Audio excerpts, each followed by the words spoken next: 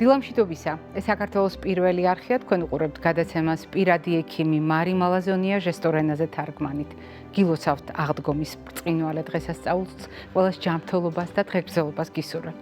რასაკვირველია, ჩვენ ისევ ადამიანზე ვსაუბრობთ, ადამიანზე სხვადასხვა ასაკში, სხვადასხვა მდგომარეობაში, მაგრამ როდესაც დღესასწაულს ვახსენებთ, როდესაც დღესასწაული გვაკავშირებს ერთმანეთთან, ყველას განსხვავებული აქვს აღქმა, თუმცა ყველასათვის თვალშისაცემია, როგორ იქცევიან პატარები.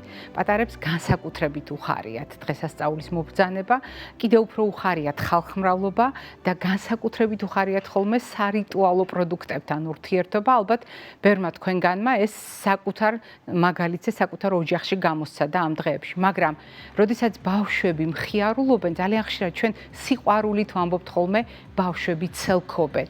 დიახ, ცელქობენ ბავშვები, მაგრამ ერთია უბრალოდ თქვათ, როგორ ცელქობს პატარა, მაგრამ მეორეა განსაკუთრებული სამედიცინო დატვირთვა შევძინოთ ამ სიტყვებს. დღეს ჩვენ ვეცდებით განმარტოთ, რას გულისხმობ მე ამ სიტყვებში და ამიტომ ახლა სტუდიაში შემოგვერთდება თბილისის სახელმწიფო სამედიცინო უნივერსიტეტის ვიცე-რექტორი, ამავე უნივერსიტეტის ბავშვთა ნევროლოგიის დეპარტამენტის ხელმძღვანელი, თბილისის სახელმწიფო სამედიცინო უნივერსიტეტის პროფესორი ქალბატონი სოფო ბახტაძე. სოფო, დილამშვიდობისა.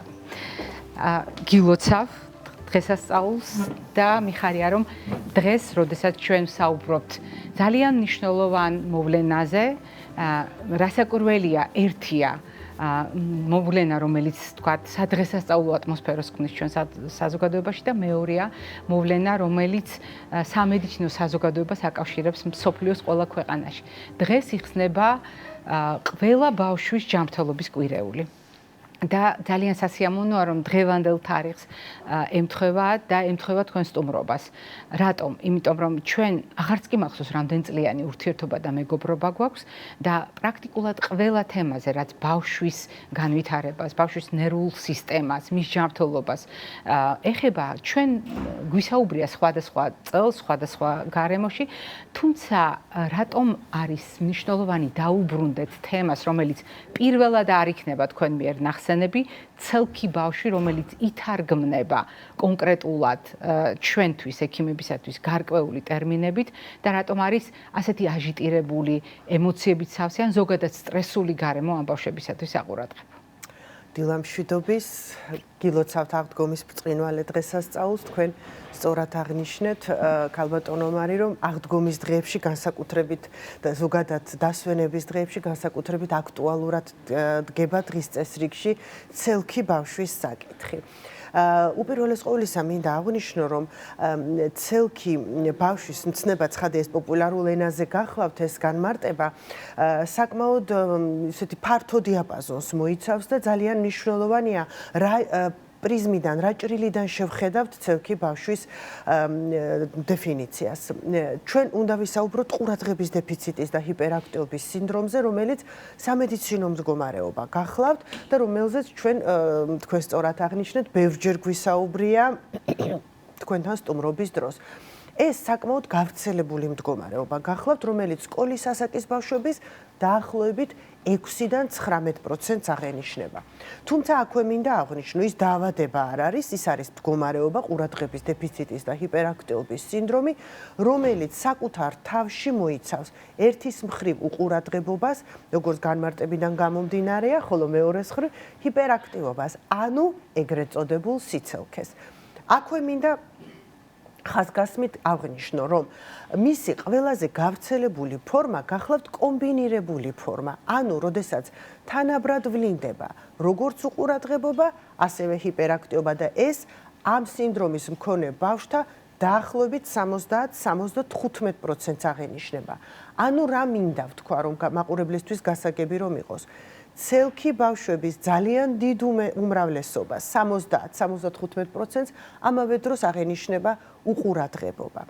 და ვიდრე თუ დრო მომცემ საშუალებას სიმპტომებზე დეტალურად ვისაუბრებ, მინდა აქცენტი გავაკეთო იმაზე, რომ ყველა ეგრეთ წოდებული მოძრავი ბავშვი, ბრჭყალებში გამოვიყენებ ცხადია ამ ტერმინს, არ გახლავთ ცელქი ბავშვი და არ გახლავთ ამ სინდრომის მქონე ბავშვი, უფრო ზუსტად რომ ვთქვათ. ანუ ეს სინდრომი, ყურადღების დეფიციტის და ჰიპერაქტიობის სინდრომი მოიცავს ჰიპერაქტიობას, ანუ ჭარბმოტორულ აქტივობას, ანუ მაყურებლისთვის გასაგები რომ იყოს სიცელქეს ორ გარემოში, სკოლაში, თქვათ და სახლში, ან საბავშვო ბაღში და სახლში. თუ ის მხოლოდ სახლში ვლინდება ძვირფასო მშობლებო, ეს ნიშნავს იმას, რომ ბავშვს აქვს პრობლემა სახლის გარემოსთან, მშობლებთან, დედმამიშვილებთან, ბებიასთან, ბაბუასთან და ასე შემდეგ. თუ ის მხოლოდ სკოლაში ვლინდება და მხოლოდ ვთქვათ სკოლის მასწავლებელი ან საბავშვო ბაღის მასწავლებელი უჩივის იმას, რომ ბავშვი არის მოუსვენარი, ზედმეტად ჰიპერაქტიული, ჭარბი მოტორული აქტივობა აქვს, ასეთ შემთხვევაში უნდა ვიფიქროთ, რომ ხომ არა აქვს ბავშვს პრობლემა იმ მიკროსოციუმთან, საბავშვო ბაღი იქნება ეს თუ სკოლა, სადაც ის ყოველდღე დადის. აქაც ეს იქნება მასწავლებელი, ეს იქნება თანატოლი, თანაკლასელი თუ ბაღში მისი მეგობარი. ეს საკმაოდ მნიშვნელოვანი დეტალი გახლავთ, ვინაიდან ჩვენთან, როდესაც აი ყოველდღიურად თითქმის და დღეში რამდენიმე ბავშვი მოყავთ ამ პრობლემით, ჩვენ ძალიან ფრთხილად ვუდგებით ამ საკითხს, რომ არ მოხდეს ამ სინდრომის, თქვათ, ჭარბად და დიაგნოსტირება და რაღაც გარკვეულ დიაგნოსტიკურ უზუსტობას არ ქონდეს ადგილი. ანუ გაიგივება ისეთ პრობლემებთან, რომელიც სულაც არ განეკუთვნება ამ სინდრომის კატეგორიას. თუმცა იმისათვის, რომ საზოგადოებას ვუთხრათ, როგორ იცვლება ამ ბავშვების სიცელქე, სხვადასხვა გარემოს გავლენით, თქვენ თავად ბრძანეთ, რომ ეს დაავადება არ არის და ეს არის მდგომარეობა, ამიტომ მდგომარეობის ცვლილების მაპროვოცირებელი შეიძლება ბევრი ფაქტორი იყოს და სტრესი რამდენად შეიძლება იყოს, იმიტომ რომ ახლა ძალიან ბევრი ფაქტორი ემთხვევა ერთმანეთს, სტრესის ცნობადობის თვე, რომელიც მთლიანად აპრილს მოიცავს, როდესაც ბავშვის ჯანმრთელობის კვირეულზე ვლაპარაკობთ, როდესაც ვლაპარაკობთ საერთო სტრესულ გარემოზე, რომლის ზეგავლენის ქვეშ არის ყველა და მათ შორის ბავშვი და მათ შორის ცელქი ბავშვი. არის თუ არა ეს დამატებითი ტვირთი ამ ბავშვებისთვის და რა იცვლება? აი აქ შეგვიძლია რამდენიმე სიმპტომით დავასახელოთ, რომელიც გამოარჩევს ამ მდგომარეობას, რომლის შესახებაც საუბარი გნებავდა თქვენ წერად. დიახ. ზოგადად ყურადღების დეფიციტის და ჰიპერაქტიობის სინდრომი ეს საკმაოდ ჰეტეროგენული დაავადება, რაც ნიშნავს იმას, რომ მისი განმაპირობებელი ფაქტორები საკმაოდ მრავალრიცხოვანია. არსებობს მონაცემები, რომ გენეტიკურ განწყობას აქვს ძალიან დიდი მნიშვნელობა, თუმცა ის ეპიგენეტიკურ დაავადებათა ჯგუფს მიეკუთვნება და გენეტიკურ ფაქტორებთან ერთად წამყვანი გახლავთ გარემოს ფაქტორები. გარემოს ფაქტორებიდან უპირველეს ყოვლისა აღნიშნავ იმას, რაც თქვენ უკვე ახსენეთ. გარემოს ფაქტორებიდან სტრესული გარემო, ეს იქნება ისევ და ისევ შინ თუ ეს იქნება, ვთქვათ, სკოლაში ან ბაღში, ერთ-ერთი წამყვანი სიმპტომი გახლავთ, წამყვანი უკაცრავად მიზეზი გახლავთ ყურადღების დეფიციტის და ჰიპერაქტიობის სინდრომის განვითარების. მაგალითად, იგივე საბავშვო ბაღში, როდესაც ბავშვი მიდის პირველად და პირველი დღეები საკმაოდ სტრესულია მისთვის, ისევ როგორც თქვა სკოლაში. თუნდაც საბავშვო ბაღ გამოვლილი ბავშვისთვის სკოლის პირველი დღეები ბევრ სასიამოვნო ემოციასთან ერთად გარკვეულ სტრესთანაც არის დაკავშირებული. და სულ სტრესისა, როდესაც ის განსხვავებულ სოციუმში ხდება. და თუ ბავშვს მანამდე აღენიშნებოდა ყურადღების დეფიციტის და ჰიპერაქტიობის სინდრომის რომელიმე სიმპტომი მაინც და მე ჩამოვთვლი ახლა ამ სიმპტომებს, მაშინ ეს სიმპტომები განსაკუთრებით სიმძაფრით იჩენს ხოლმე თავს ახალ გარემოში, რომელიც მისთვის საკმაოდ სტრესულია. იმას უწევს ადაპტაცია ახალ სახეებთან, ახალ სიტუაციასთან, ახალ შენობასთან, ახალ მიკროგარემოსთან, მასწავლებელთან, თანაკლასელთან და ასე შემდეგ. და აქვე მინდა აღვნიშნო, რადგან სიტყვა მოიტანა, რომ ყურადღების დეფიციტის და ჰიპერაქტიობის სინდრომს ახასიათებს ბევრი კომორბიდული, ანუ თანმხლები მდგომარეობები და ერთ-ერთი მათგანი გახლავთ ტურეტის სინდრომი, ანუ მაყურებლისთვის გასაგები რომ იყოს, ეს არის ეგრეთ წოდებული ტიკები, რომელიც ხშირად აღინიშნება ბავშვებში და ტიკები, ანუ ტურეტის სინდრომი და ყურადღების დეფიციტი შემთხვევათა 60%-ში თანაარსებობს და ტიკების გამშვები მექანიზმი, წამყვანი მექანიზმი ეს გახლავთ სტრესული გარემო. როდესაც ჩვენთან ამ ტიპის ბავშვები მოგმართავენ, პირველი სამიზნე კითხვა, რომელსაც ჩვენ ბავშვს თუ ბავშვის გვაძლევს, ასაკი გვაძლევს საშუალებას, რომ მას დავუსვათ ეს კითხვა, ან მშობელს ვუსვამთ, ეს გახლავთ ის, რომ ხომ არ იყო რაიმე სტრესული ფაქტორი, რომელმაც განაპირობა ტიკების ან თქვათ ტიკებთან ასოცირებული ქცევითი დარღვევების, მათ შორის უყურადღებობის და კიდევ უფრო ხშირად ჰიპერაქტივობის, ანუ ჭარბი მოტორული აქტობის, ანუ სიცილქის განვითარება. შესაბამისად, თუ ამ ჭრილში განვიხილავთ სტრესი, სხვა ფაქტორებთან ერთად ერთ-ერთი წამყვანი ფაქტორიც შეიძლება იყოს. რაც შეეხება სიმპტომებს, როდის უნდა მივიტანოთ ეჭვი, მშობლებისთვის გასაგები რომ იყოს ყურადღების დეფიციტის და ჰიპერაქტივობის სინდრომის არსებობაზე. ისევ და ისევ ხაზგასმით მინდა აღნიშნო, თუ ის აღინიშნება ორ გარემოში, სკოლაში და სახლში, საბავშვო ბაღში და სახლში. და რა სიმპტომებით ვლინდება ის? მინდა მივმართო მშობლებს და დასაწყისში აღნიშნე და ახლაც გავიმეორო, ყველა ბავშვს, რომელსაც აქვს ჭარბი მოტორული აქტობა, რომელიც იმაზე მეტს თამაშობს, ან იმაზე მეტად იქცევს თქვენ ყურადღებას, ვიდრე ეს თქვენ გსურთ, ან თქვენ აღქმაში შეიძლება იყოს, ნუ მივაწერთ ყურადღების დეფიციტის და ჰიპერაქტივობის სინდრომის არსებობას.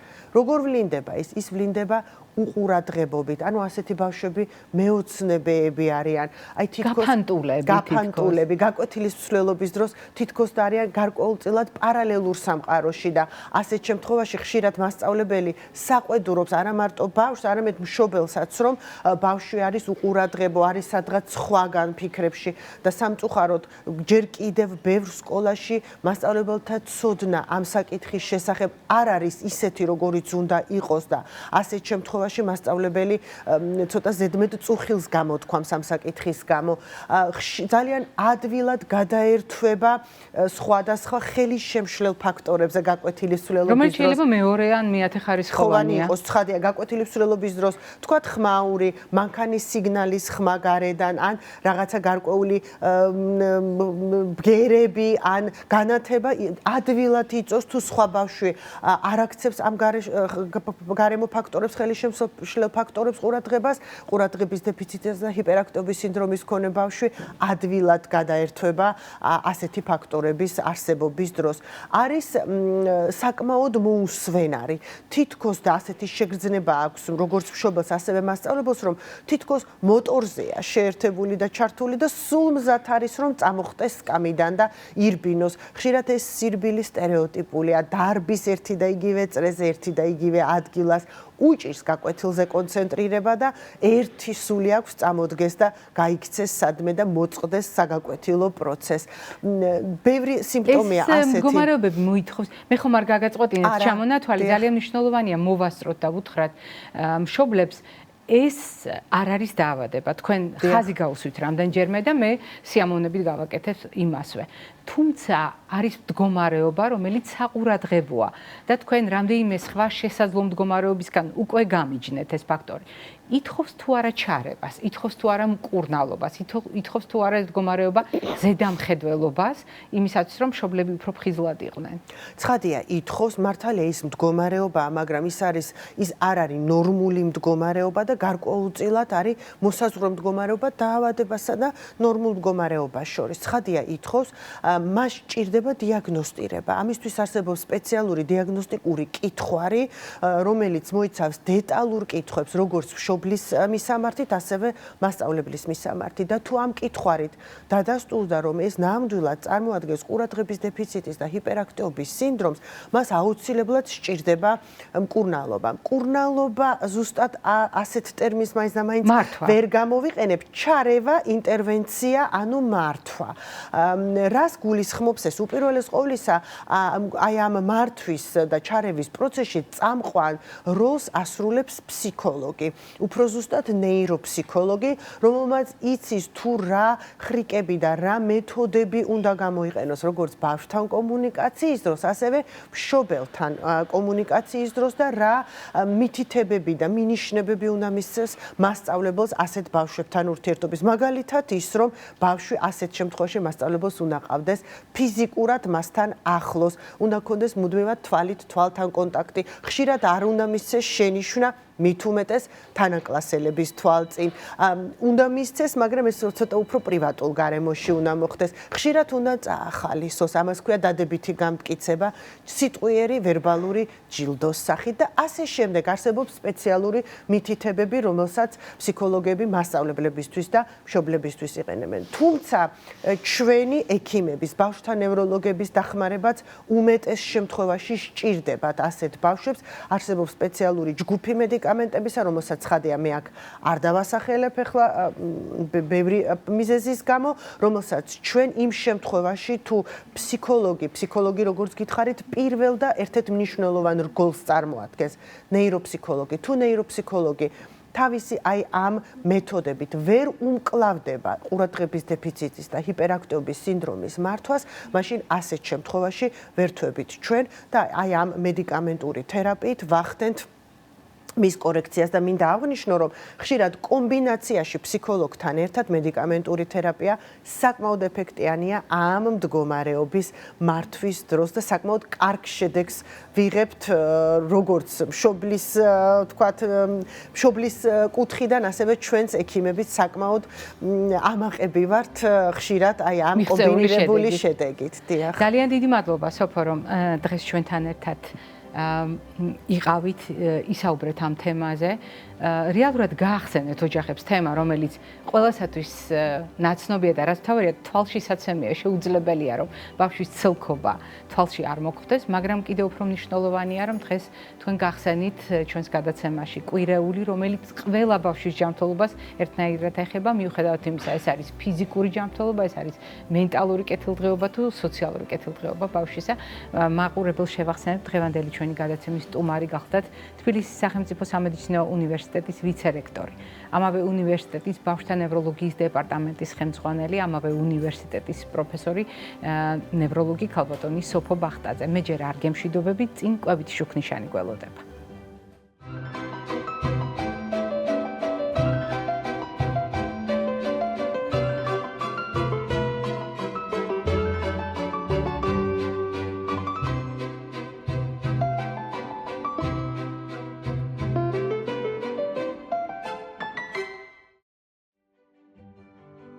კვებითი შუქნიშანი ტრადიციულად სამფერია და ძალიან ძნელია ეს სამი ფერი ერთდროულად მიუსადაგო ისეთ თემას, როგორიც გახლავთ ბავშვის ცელქობა.